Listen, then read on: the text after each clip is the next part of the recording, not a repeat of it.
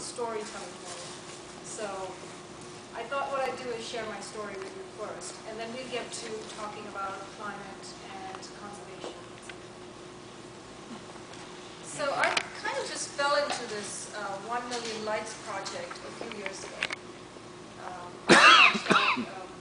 Challenge, but not so noble as to become a vegan on my journey.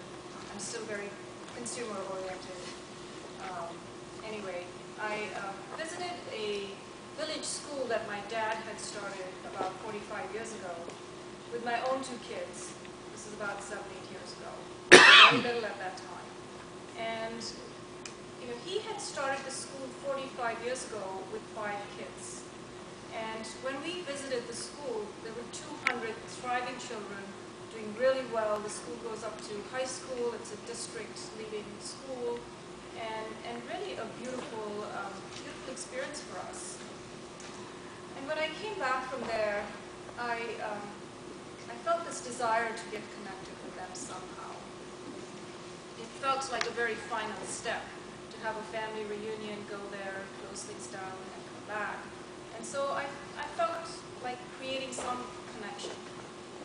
Very coincidentally, when I came back, I became a mentor to a group of students at Stanford who were developing a solar light.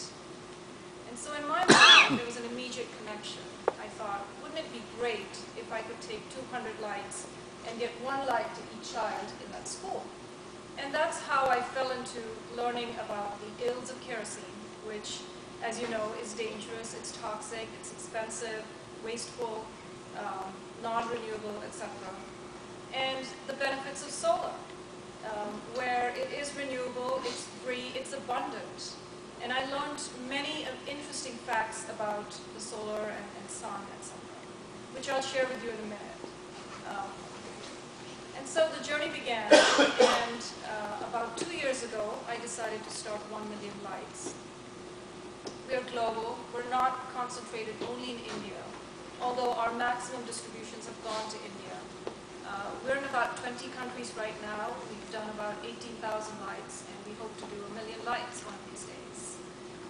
The numbers are very interesting if you look at the scale. If we did 1 million solar lights and replaced 1 million kerosene lamps, we would eliminate 1 million tons of carbon from this atmosphere, which to me is really interesting because you get the benefit when you get to scale. So I want to think about scale, and I want all of you to think about scale. And I think the only way to get to scale is if we become a community, if we partner, and if we all put our little foot forward and take a little part in this activity. So anyway, that's our global program.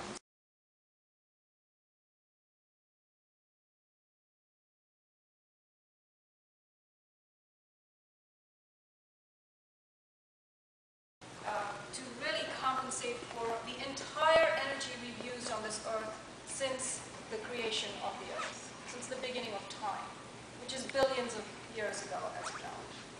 And the amount of energy that reaches our little earth and our United States, for example, every day is enough to fuel our energy needs for a year and a half.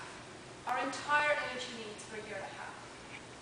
So I was fascinated by all this, and I started digging and learning more about solar energy, and realized that solar is just so multifaceted. It's entirely clean, it's entirely renewable, it helps replace kerosene and is healthy. The people in these huts who breathe kerosene fumes, if you are in one of these little huts and you breathe fumes from these kerosene lamps for about 4 hours every day, it's the equivalent of smoking 2 packs of cigarettes every single day of your life. Imagine a little toddler or a little child growing up with that through their entire life. And of course, it helps people have a way to generate more income. Maybe you can do your household chores at night. Maybe you can weave that extra basket and have more income. And it helps a clean environment at the end of the day. As I said at the beginning, where if we replace kerosene lamps, we really are eliminating carbon from the atmosphere. So that's become my passion, and that's where I'm spending a lot of my energies at this point. I'm still a consumer, and I love being a consumer. I'm sorry to say, Shalish, I'm not as noble as you to become a vegan. I love my iPhone and my car and all the rest of it.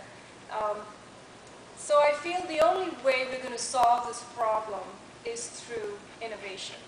Because at the end of the day, that long tail that's aspiring to become the meat eaters, that's aspiring to become the consumer in the world, which we're seeing in India and China and all over, is not going to go away. I think we have to innovate.